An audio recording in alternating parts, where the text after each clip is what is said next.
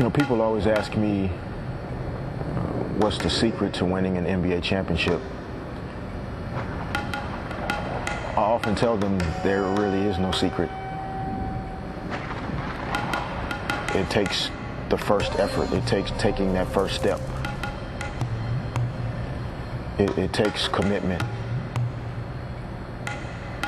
and discipline and focus. Most importantly, a commitment and a faith related to believing in something that's bigger than you.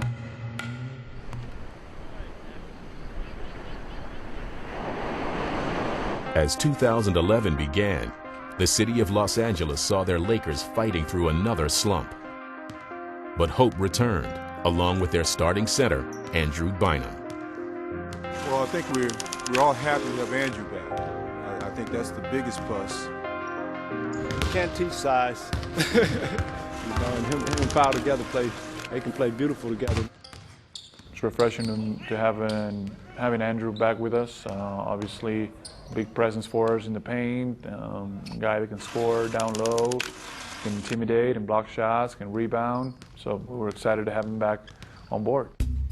How you feeling today? Also making his return to practice, Kobe Bryant, who had been resting his surgically repaired knee on off days.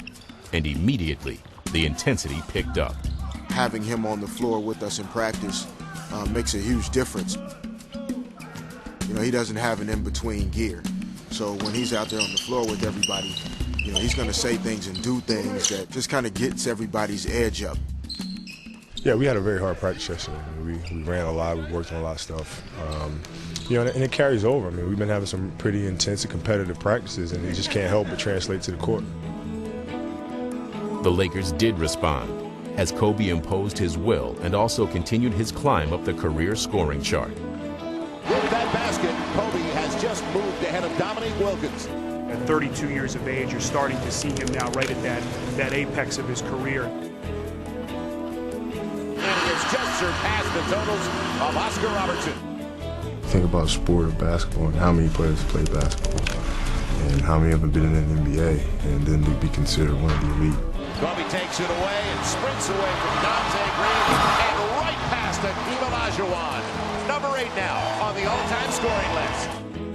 I feel very fortunate to be in that kind of breath. But Bryant's performances came at a price. As he drove his team, he was punishing his body. Between his fingers and his hand and his knees, there's a lot going on there. He's pushing himself very hard. He's admitted just how in poor disrepair his right knee is, almost bone on bone. Yet he's playing 35-plus minutes per game and trying to will this team in early January when, you know, the light at the end of the tunnel isn't that close yet. The team mirrored the toughness of its leader, and the Lakers started to look like champs again. Bryant puts his head down, kicks it out. Artest, nobody near him, and knocks down the three. Big shot from Ron Artest as the Lakers win back-to-back nights. I mean, we're happy with the win, but I really can't judge it right now. I just know we got to continue to play hard.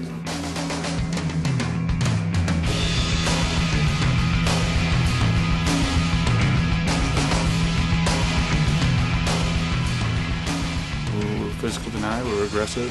And I think that's something that, you know, keyed a little bit of our turnaround as a team here in the last couple weeks. And easy takeaway, Derek Fisher. He's got on the trail Kobe and Artest. What passing? And for the NBA's defending champs, 3 straight wins.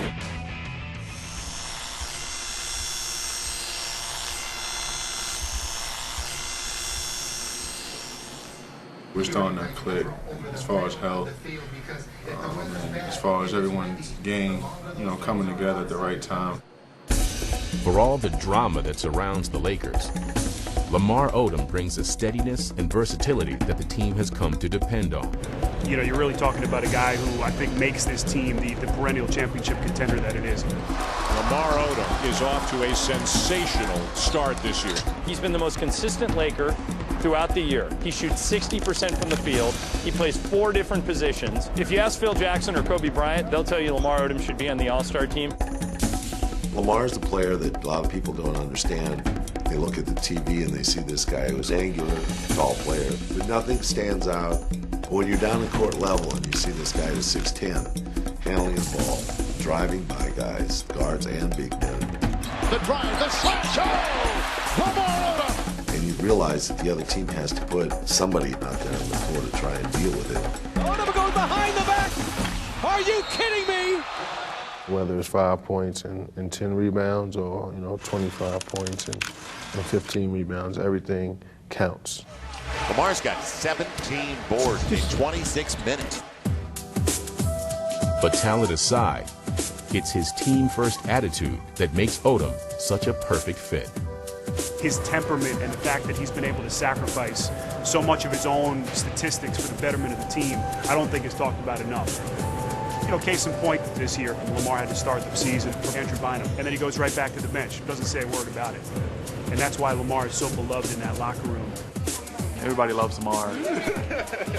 Just because of that. He's not a selfish player. He just plays hard. He just does the things that we need in order to win. And it's a 22-point, very convincing win for the Lakers tonight over the Knicks. This is your 4th straight win now. Are you guys back in that rhythm, back playing together again? Well, we're getting there. There's some things that we tweak defensively, which we're improving on, doing a much better job as players. Williams left wing bobbles across. The Lakers continue to roll through the January schedule as they clamp down on the competition. 72-27 with 7:17 left in the quarter. When we're able to really lock in and defend teams, we get more opportunities at the offensive end, and it just makes it hard for us to lose. Gasol takes it away, though. You want it? Nope. Andrew will take it. Kobe gets the assist. We all witnessed a new Laker regular season record with an incredibly impressive defensive performance. The Lakers hold the Cleveland Cavaliers to 57 points.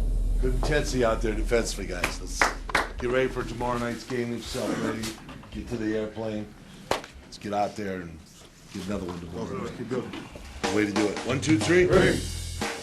Their win streak would grow to 7. The team was playing with a sense of purpose that its coach had been waiting for.